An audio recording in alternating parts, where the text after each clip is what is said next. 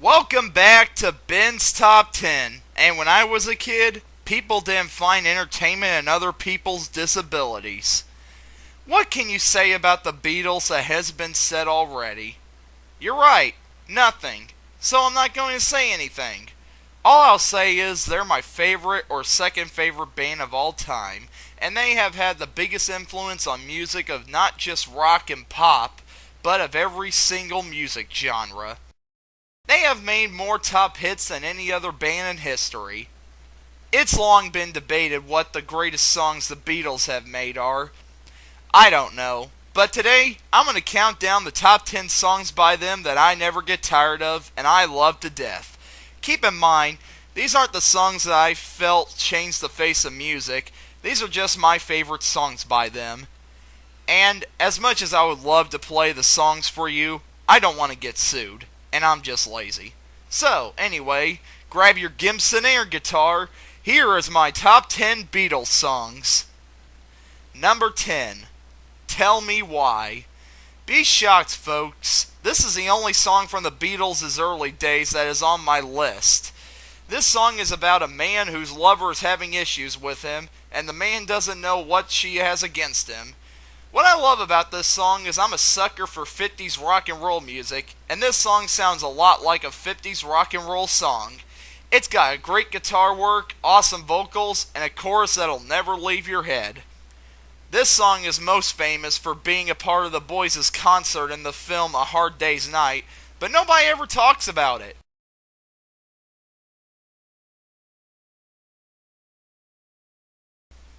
Number 9, I Want You, She's So Heavy. Talk about a song that's low on lyrics. Out of an 8-minute song, only 13 different words are heard. 13 words! Wow, I find that amazing. You're probably wondering, why do I like a song that's 8 minutes long and low on lyrics? Because music is more than just lyrics. Anyway, this song is about John and his desire for Yoko. I love this song because it has a lot of awesome guitar solos and it feels like two songs combined into one. And plus, with its small number of lyrics, it's easy to sing along to. And the song keeps going on and on and on. At first, you love it, then you get tired of it, but then you love it again, until it unexpectedly ends in the middle of a measure. This is yet another great song that proved how kick-hiney the Beatles could get, and my favorite song on Abbey Road. Number 8, Two of Us. The Let It Be album was made during a bad time for the boys. They were all getting tired of each other, and they all hated working together due to creative differences, and they all just wanted to beat the living daylights out of each other. However, out of the blue comes this pleasant tune about two friends who are sticking together no matter what happens. I love this song due to its innocent and pleasant beat, and there is a sense of hope and positivity that comes out of it. I'm sure that no one can listen to this song and not be put in a good mood. I first heard it at the end of the film I Am Sam, and hearing it during the ending just put a smile on my face. Since then, I've had a great love for this song, and I hope to possibly use it in something Daisy and Dexter related in the future. It's the perfect song for best friends. Number 7, Taxman. The song that kicks off my favorite Beatles album. It's an unofficial parody of the US IRS, and that no matter how easy you try to live your life, they'll always be there to take your money from you. With lyrics such as, if you get cold, I'll tax the heat. If you drive a car, I'll tax the street. It's good at poking fun of how far the US might go in taxing you.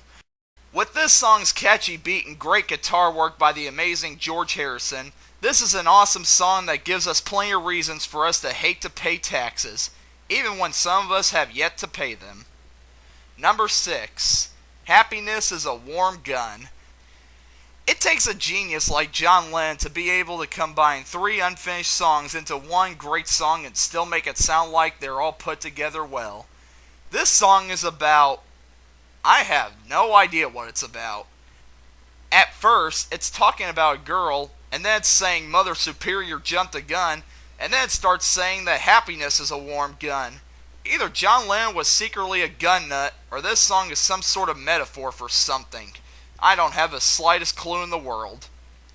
Besides not making any sense, this is an awesome song that has a great downbeat rock tune to it, not to mention an incredibly catchy chorus and the oddest song choice that was used in the film Across the Universe.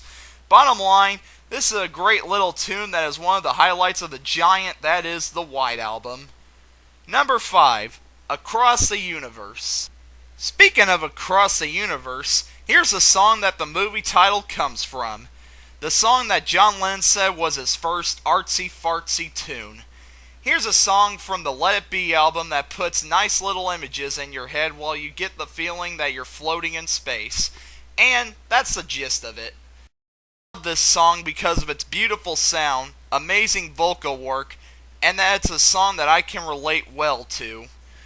It's my go-to Beatles song when I feel I need to be in a peaceful state of mind. Another thing I love about it is it kind of has a feeling of pride in it with its "Nothing's Gonna Change My World" lyric. I feel like I'm being harassed for what I like and what I believe. I just say to myself, nothing's gonna change my world, and I feel good about who I am. Number 4, Rain. Unlike most people, I'm a fan of rainy days. I don't know why. There's just something about the sound of rain hitting the ground that makes me feel relaxed and pleasant. Anyway, this song is about how people treat rain as if it's a terrible thing. How people run for cover when it starts to rain. In contrast to that, it also says that people sit in the shade and sip their lemonade when the sun is shining. And the singer says that even he doesn't mind a little rain once in a while. This song is just awesome. The guitar work is amazing, the beat is great, the drums are some of Ringo's best, and the backing vocals help make this song epic. I feel bad that most people don't know about this song, as it was a B-side to the Paperback Writer single. I recommend this song to any Beatles fan who hasn't heard it yet, as well as to the people who love rainy days. Number 3, Getting Better. In my opinion, I think Sgt. Pepper's Lonely Hearts Club Band is an overrated album.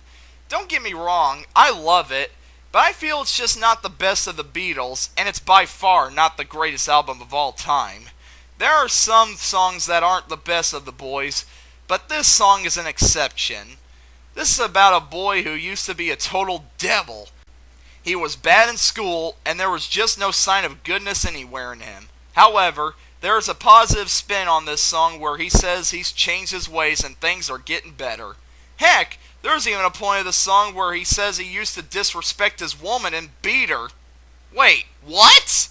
Well, anyway, at least he's getting better.